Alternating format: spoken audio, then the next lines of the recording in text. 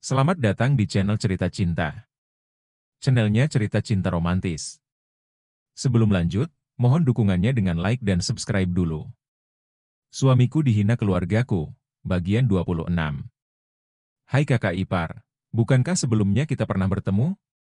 Tanya Rega, tersenyum miring melihat wajah pucat Sasa. Sasa benar-benar tidak bisa mengeluarkan sepatah kata pun.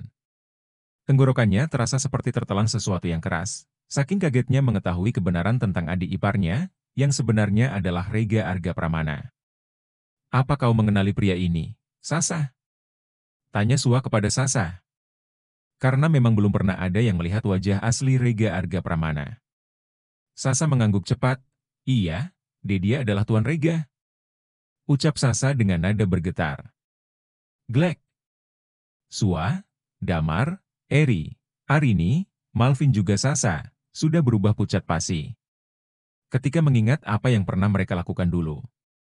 Di mana mereka sering sekali menghina Arga. Bahkan mereka tidak pernah mengizinkan laki-laki itu duduk makan semeja bersama, karena menganggap Arga laki-laki yang sangat menjijikan. Damar dengan tangan bergetar. Berusaha untuk menyambut tangan menantunya yang masih menggantung. Menunggu pria parubaya itu untuk menyambut tangannya. Anda? Ucap Damar terbata-bata. Lidahnya seperti tidak bisa ia gerakan, mengetahui siapa sebenarnya menantunya. Sebelum tangan Damar menyentuh tangan Arga, pria itu segera menarik kembali tangannya. Kenapa? Apa yang membuat Anda berubah pucat? Apa saya terlihat seperti hantu? Tanya Arga melangkah mendekati istrinya, kemudian duduk di atas sofa dan memeluk wanita itu serta mencium Jisha. Sedangkan wanita itu hanya diam mematung, tak tahu ingin mengeluarkan kata seperti apa. Ia hanya diam dan menyaksikan para keluarganya, yang masih dalam keadaan shock. Mengetahui siapa sesungguhnya laki-laki yang menikahinya. Apa Anda masih ingat dulu? Bukankah Anda pernah mengambil uang dari saya, dengan perjanjian? Jika Anda akan memberikan putri Anda kepada saya. Dan putri yang Anda maksud adalah putri tiri Anda? Yang telah Anda besarkan selama 23 tahun? Ucap Arga di hadapan mereka semua, mengatakan tentang status Jisha yang sesungguhnya. Wajah Sua berubah pucat pasi saat mendengar ucapan Arga. Damar hanya menunduk, karena bibirnya terasa keluh. Sedangkan Sasa, Arini dan kedua suami mereka tampak kebingungan. Dengan apa yang dikatakan oleh pria yang berada di hadapannya. Apa maksud Anda berkata seperti itu, Tuan? Maksud Anda, Jisha itu, ucapan Arini terhenti, melihat Harga yang menarik telunjuk di depan bibirnya. Ses, jangan memanggil istri saya dengan sebutan Jisha. Panggil istri saya dengan sebutan Nyonya. Karena sekarang wanita yang duduk di samping saya ini adalah Nyonya Rega. Tegas Arga. Saya peringatkan sekali lagi. Tidak ada siapapun di antara kalian yang saya izinkan memanggil istri saya dengan sebutan nama. Dan mulai hari ini juga, kalian harus memanggil istri saya dengan sebutan Nyonya Jisha. Lanjut Arga menegaskan kepada mereka semua, jika mereka tidak ada yang bisa memanggil hanya dengan sebutan nama saja. Sontak mereka semua langsung menunduk, seperti sudah tidak memiliki muka lagi di depan Rega. Mereka benar-benar tak pernah menyangka. Jika selama ini laki-laki yang sering mereka juluki si miskin, adalah laki-laki yang paling berpengaruh di dunia bisnis. Untuk beberapa saat mereka semuanya terdiam menunduk. Dan tidak ada yang berani menyuarakan isi hati mereka, meski banyak yang membuat mereka bertanya-tanya. Kenapa Tuan Rega datang ke rumah mereka sebagai satpam? Dan kenapa tidak langsung melamar Jisha saja, jika memang dia menyukai wanita Jisha? Saya sudah membayar semua hutang-hutang kalian. Tapi ingat, semua itu tidak gratis. Tambah Arga melihat mereka satu persatu, yang tak ada satupun berani mengangkat pandangan. Damar memberanikan diri, mengangkat pandangan sambil berkata terbata-bata. Maksud Anda? Tanya Damar. Iya, semua hutang-hutang kalian sudah saya bayar. Dengan catatan, saham beserta perusahaan kalian jatuh ke tangan saya. Dan juga, saya punya pekerjaan untuk kalian. Tapi jika kalian menolak juga tidak apa-apa. Kalian bisa memilih untuk tinggal dan tidur di balik jeruji besi. Ucap Arga tersenyum miring. Glek. Serentak mereka semua menelan saliva. Mereka bertanya-tanya dalam hati, pekerjaan apa yang ingin pria itu mereka lakukan. Maksud Anda? Pekerjaan seperti apa yang Anda ingin kami lakukan? Tanya Malvin memberanikan diri. Arga tersenyum penuh arti. Menatap mereka satu persatu, yang membuat mereka merinding dan bergidik ngeri. Esoknya, Damar bersama kedua menantunya, terlihat sedang membersihkan halaman mension Oma Pramusita. Ketiga pria itu, ternyata menjadi tukang kebun di kediaman Oma Pramusita. Sedangkan Sua, Arini dan Sasa menjadi pelayan. Yang harus selalu bersiap siaga, untuk melayani orang-orang di kediaman Oma Pramusita. Ternyata pekerjaan yang dimaksud oleh Arga kemarin, yaitu menjadi tukang kebun dan juga pelayan di rumahnya. Lebih parahnya lagi, ternyata Arga sudah membeli sebuah rumah. Dan mengirim semua pelayan omanya, untuk pindah ke rumah yang baru saja dia beli. Agar semua pekerjaan dalam mension Oma Pramusita, dikerjakan oleh Damar beserta anak dan juga menantunya. Arga benar-benar picik, membuat mereka semua tidak bisa berkutik. Mereka semua tidak ada yang bisa menolak. Karena jika mereka menolak, maka Arga akan menarik semua uang yang sudah dia berikan untuk ketiga pria itu. Jika sampai Arga menarik uang yang sudah ia gunakan, untuk membayar hutang-hutang mereka. Juga uang yang sudah dikorupsi oleh Eri, maka itu akan sangat fatal. Dan bisa menyebabkan mereka semua berakhir di penjara. Sungguh tragis apa yang terjadi pada kehidupan mereka semua. Harta dan keangkuhan yang mereka junjung tinggi selama ini. Benar-benar seperti terinjak-injak setelah Arga menjatuhkan harga diri mereka serendah-rendahnya. Brang!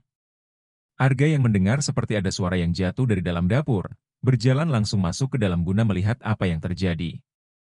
Tiba di dapur, ia melihat pemandangan yang sangat mengerikan. Karena dapur itu sudah seperti kapal pecah, akibat kecerobohan yang dilakukan oleh Sasa. Karena tak ada yang bisa dilakukan oleh wanita itu, hanya selain berdandan saja yang dia tahu. Pemandangan itu tentu saja membuat Rega langsung marah. Apa yang kau lakukan? Apa kau ingin menghancurkan semua isi yang berada dalam dapur ini? Arga menatap tajam ke arah Sasa, yang tak sengaja menjatuhkan beberapa alat dapur. Karena dia memang tidak bisa masak, alhasil membuat Arga memarahinya. Memaafkan saya, Tuan Muda. Saya tidak sengaja melakukan kesalahan. Semua yang Tuan lihat ini murni tidak saya sengaja. Karena saya memang tidak bisa masak, Tuan. Ucap Sasa menunduk dan mulai menangis, karena Arga membentaknya dengan suara nyaring. Kau tidak bisa masak. Jika kau tidak bisa masak, lalu apa yang bisa kau lakukan? Hanya menghabiskan uang? Apa kau tahu seperti apa kehidupanmu sekarang? Semua yang tidak bisa kau lakukan, harusnya sekarang sudah bisa melakukannya. Arga masih terus memarahi Sasa, dan tak ada belas kasihan yang dia perlihatkan pada keluarga itu. Saya benar-benar minta maaf, Tuan. Saya berjanji kesalahan seperti ini tidak akan terjadi lagi, ucapnya dengan nada bergetar. Arga kembali ingin bersuara, akan tetapi Jisha datang. Kemudian menghentikan kekacauan yang terjadi. Mas, sudahlah. Lebih baik kita nonton TV, daripada kamu terus saja mengoceh tidak jelas. Ujar Jisha menarik tangan suaminya cepat, agar suaminya segera pergi dari dapur. Untuk menghentikan pria itu marah-marah tidak jelas menurut Jisha. Tiba di ruang keluarga. Ternyata di sana ada Tante Arga, yang bernama Mia, saudara Bunda Arga. Assalamualaikum, Rega. Waalaikumsalam. Tante, kapan Tante datang? Kenapa Tante tidak bilang mau datang, kan Arga bisa menjemput Tante. Ujar Arga mencium punggung tangan Tante Mia. Tidak usah, Tante juga tidak datang sendiri. Tante datang dengan Nilam, anak angkatnya Mia, kata Mia melirik Jisha. Oh, kenalkan ini istri saya, Tante, kata Arga memperkenalkan Jisha kepada Mia. Jisha tersenyum tipis mengulur tangan, ingin menyalami Tante Mia. Tapi setelah berlalu beberapa saat, Mia masih belum menyambut tangan Jisha. Ia seolah tidak melihat tangan Jisha, yang berada di depannya. Arga yang menyadari akan hal itu. Langsung menggenggam pergelangan tangan istrinya, dan memasukkan tangan Jisha ke dalam sakunya. Dengar-dengar istrimu ini mantan pembunuh, benarkah seperti itu? Tanya Mia terang-terangan di depan mata Jisha. Raut wajah Jisha berubah seketika, mendengar ucapan Tante Mia. Mama kok ngomongnya kayak gitu? Istri ke Arga itu cantik banget loh. Jangan ngomong kayak gitu ih. Ujar Nilam mengulur tangan kepada Jisha. Kenalkan, aku Nilam. Nama kamu siapa? Tanya Nilam tersenyum manis. Jisha kembali menarik tangannya keluar dari saku suaminya, kemudian menyambut tangan Nilam. Jisha. Oh, nama yang cantik. Kata Nilam melihat wajah Arga yang terlihat datar. Pria itu tak suka dengan sikap adik almarhumah bundanya, yang menyinggung tentang kasus pembunuhan yang pernah istrinya lakukan. Apalagi Tante Mia menyinggung perihal tersebut, tepat di depan istrinya secara langsung. Jisha masuk ke dalam dapur. Berniat untuk membuatkan kopi untuk suaminya, yang saat ini berada dalam ruang kerjanya. Usai membuat kopi, Jisha berniat ingin membawa kopi tersebut ke ruang kerja Arga. Tapi baru saja dia keluar dari dapur, sudah terdengar suara Tante Mia yang memanggilnya. Jisha, kau mau kemana? Ayo temani Tante sebentar ke belakang. Tante mau menanam bunga kesukaan almarhumah Bunda Rega. Ayo, ajak Mia pada Jisha. Sebentar Tante, Jisha mau mengantar kopi Mas Arga. Mas Rega? Tante, jawab Jisha. Tidak usah. Biar Nilam saja yang mengantarnya ke ruangan suamimu. Ucap Mia memanggil Nilam, untuk mengantar kopi ke ruangan Arga. Tentu saja Nilam dengan senang hati, mengantar kopi buat laki-laki itu. Mau tak mau, Jisha terpaksa menuruti keinginan Tante Mia. Untuk ikut ke belakang, dengan alasan menanam bunga kesukaan almarhumah bunda suaminya. Jujur saja, Jisha tidak suka kalau Nilam mengantar kopi ke ruangan suaminya. Karena itu secara tidak langsung, Nilam akan berdua-duaan dengan suaminya di dalam ruangan tersebut. Apalagi Jisha yang baru saja tahu dari suaminya, kalau Nilam itu bukanlah sepupu kandungannya. Melainkan hanya sepupu angkat, karena Nilam adalah anak angkat Tante Mia. Karena Mia mandul, dan tidak bisa punya anak. Bahkan suami Mia juga sudah meninggalkan dia, memilih menikah dengan wanita lain. Karena ingin memiliki keturunan sendiri. Dan kini tinggallah Mia, yang hidup sebagai ibu tunggal untuk Nilam. Klek! Nilam masuk ke dalam ruangan Arga, yang sedang sibuk duduk di kursi kerja. Menghadap ke komputer menyelesaikan beberapa pekerjaan, yang belum sempat ia selesaikan di kantor. Arga tak menoleh ke arah pintu, karena berpikir yang datang itu adalah istrinya. Mengingat baru saja Jisha sendiri, yang menawarkan ingin membuat kopi untuknya. Arga tak tahu kalau yang masuk adalah Nilam, wanita yang sudah lama menyukainya secara diam-diam. Nilam tak jauh beda dengan adik tiri Arga yang juga menyukainya. Hanya saja, wanita-wanita itu tidak ada yang bisa membuat Arga tertarik. Kenapa kau lama sekali, sayang? Kata Arga tanpa menoleh ke belakang, untuk melihat wanita yang berada di punggungnya. Karena Nilam memilih memberikan kopi itu dari belakang Arga. Nilam tidak menjawab pertanyaan Arga. Dia begitu fokus, melihat wajah tampan pria yang sudah lama dia dambakan. Nilam menyimpan kopi Arga di atas meja. Dan masih bungkam, tanpa mengeluarkan sepatah kata pun. Arga juga belum mengetahui, jika yang datang adalah Nilam. Pria itu juga langsung memegang tangan Nilam, yang dia anggap Jisha. Kemudian menarik wanita itu, untuk memeluk lehernya dari arah belakang. Tentu saja Nilam tidak akan menolak posisi yang menguntungkan bagi dirinya. Kenapa kau diam saja dari tadi, sayang? Apa kau marah padaku? Tanya Arga masih belum menoleh ke belakang, dan fokus pada pekerjaannya. Di lain sisi, terlihat Jisha yang sedang membantu Tante Mia menanam bunga. Bagaimana kau bisa menikah dengan Rega? Apa kau sudah hamil? Sehingga Rega memutuskan untuk menikah denganmu? Aku melihat kau tidak terlalu cantik, dan itu artinya ponakan itu tidak punya alasan untuk menikahimu. Kata Tante Mia, sengaja menyakiti hati Jisha dan berpura-pura fokus menanam bunga. Mendapat pertanyaan seperti itu, tentu saja Jisha sakit hati. Karena Tante Mia terang-terangan mengibarkan bendera perang di antara mereka. Tapi Jisha masih tetap bersabar. Dia masih berpikir, kalau Tante Mia itu adalah saudara dari bunda suaminya. Dan seharusnya dia menghargai adik dari bunda suaminya itu, seperti bunda suaminya sendiri. Tidak, aku tidak hamil. Aku juga menikah dengan Mas Rega pada saat aku tidak mengenalinya. Jawab Jisha jujur dengan wajah datar. Oh, benarkah? Aku tidak menyangka. Ada seorang wanita yang bisa menikah dengan Rega tanpa saling mengenali. Atau kau sengaja menjebak ponakanku? Kalau dilihat-lihat kau tidak cantik-cantik amat, mulut Tante Mia semakin liar dan terdengar begitu pedas, seperti pisau yang mengiris-iris perasaan Jisha. Aku yang meminta dia untuk menikahiku, karena saat itu calon suamiku tidak datang di hari pernikahanku. Jawab Jisha tetap jujur, meski sebenarnya dalam hati dia ingin sekali pergi. Dan tak ingin ngomong panjang lebar lagi dengan tante suaminya. Wah, kamu hebat ya? Kamu bisa-bisanya memaksa ponakanku untuk menikahi kamu yang sangat sederhana. Mia tersenyum manis tapi dengan lidah yang mengoyak-ngoyak perasaan Jisha. Apa kamu tahu?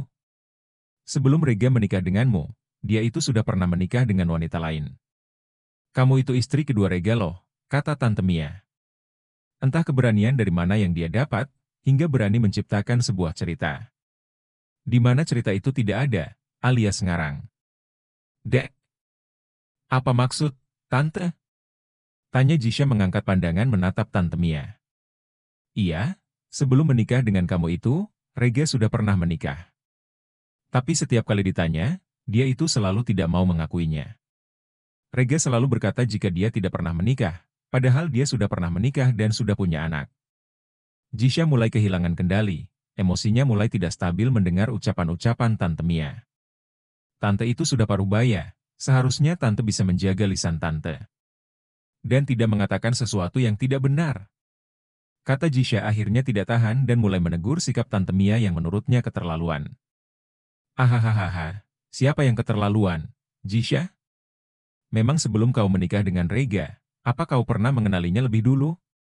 Jawabannya tidak, bukan? Lalu kenapa kau bisa begitu yakin? Kalau Rega belum pernah menikah? Sedangkan kau sendiri tidak tahu latar belakang suamimu?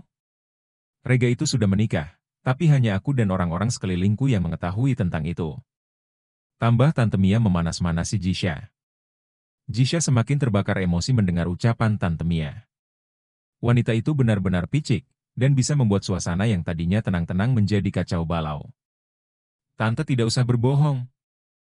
Aku tahu kalau Tante bohong. Jisha masih menolak untuk percaya ucapan Mia, yang memang hanya dibuat-buat karena kenyataannya Arga tidak pernah menikah. Jisha adalah satu-satunya wanita pertama yang pria itu sentuh. Mia mengangkat bahu acuh. Jika kau tidak percaya, kau tanyakan saja pada mantan istrinya. Glek. Apa maksud Anda? Siapa mantan Mas Rega? Jisha bertanya tidak lagi memanggil Mia dengan sebutan, Tante, tapi memanggil wanita parubaya itu dengan sebutan Anda. Yang artinya dia sudah mulai dalam emosi tidak stabil. Nilam itu mantan istri suamimu. Mereka juga bahkan sudah memiliki seorang anak. Jawab Mia terlihat cuek. Dia memang sengaja ingin menciptakan kekacauan di antara Jisha dan ponakannya. Agar rumah tangga mereka berdua menjadi berantakan. Karena sebelumnya, Tante Mia memang ingin menjodohkan Nilam dengan ponakannya. Tapi karena Rega yang masih memiliki seorang kekasih, yaitu dia, akhirnya dia mengurungkan niatnya. Menunggu sampai hubungan Arga berakhir dengan dia. Tapi siapa yang menduga, kalau setelah hubungan Arga berakhir dengan dia? Laki-laki itu tidak berniat untuk membuka hatinya, sampailah dia menikah diam-diam dengan Jisha. Di mana tidak ada keluarga dari pihak Arga yang mengetahui, jika pria itu sudah menikah, termasuk Mia. Mendengar kabar jika hubungan Arga dengan istrinya akur dan harmonis. Hati Mia tergerak datang, untuk membuat keluarga harmonis ponakannya menjadi berantakan. Dan kedatangannya ke dalam rumah itu. Memang sengaja, ingin membuat kekacauan rumah tangga Jisha dan Arga. Jisha tak bisa menahan diri lagi. Ia ingin bertanya kepada suaminya langsung, apakah yang dikatakan oleh Tante Mia itu benar adanya. Jisha langsung membalik badan, meninggalkan Tante Mia tanpa pamit. Berjalan cepat menuju ke ruangan suaminya, untuk bertanya pada pria itu. Plak, plak, plak. Terdengar langkah kaki Jisha yang begitu cepat, menuju ke ruangan suaminya. Klek. Saat pintu ruangan Arga terbuka. Deg. Jisha malah melihat pemandangan Nilam, yang memeluk suaminya dari arah belakang. Di mana Arga yang masih duduk di atas kursi kerja, dengan mata tertuju ke layar komputer. Mendengar ada yang membuka pintu, refleks Arga melihat ke arah pintu. Betapa kagetnya pria itu saat melihat istrinya yang berdiri di sana. Karena Arga berpikir yang di belakang punggungnya adalah istrinya. Kedua mata Jisha memerah marah, kecewa, juga sedih. Merasa suaminya sudah berbohong, dan mengkhianatinya selama ini. Arga refleks mendorong tangan wanita yang memeluk lehernya, saat melihat istrinya yang berdiri di depan pintu. Jisha. Kaget Arga berdiri dari kursi, dan melihat ke arah belakang. Ternyata wanita yang ada di belakangnya adalah Nilam, membuat Arga langsung berubah pias seketika. Brengsek! Umpat Jisha membanting pintu ruangan Arga dengan keras. Brak! Jisha! Bersambung.